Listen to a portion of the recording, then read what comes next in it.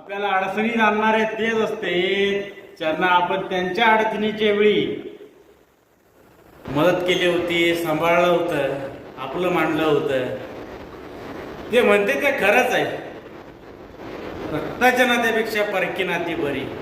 सगळी नाही बरं का, सगळी एकसारखी नाही. त्याच्या हाताची बोटं वेगळी आहेत, तशीच काही माणसं चांगली बी आहेत. पण काही माणसांचं कसं आहे माहिती, किती बी त्यांना आपलं म्हणा, किती बी चांगलं वागा, शेवटी ते त्यांची अवकात दाखवणारच. जसं सापाला किती गोंजारा चांगलं खायला प्यायला घ्याला, शेवटी तो असल्याशिवाय राहणार नाही. मग या अशा माणसांपासून एकदा अनुभव आला, परत त्याच्या सावलीला सुद्धा उभं राहायचं नाही किंवा उभं राहू द्यायचं नाही. गरज पडणार 100%.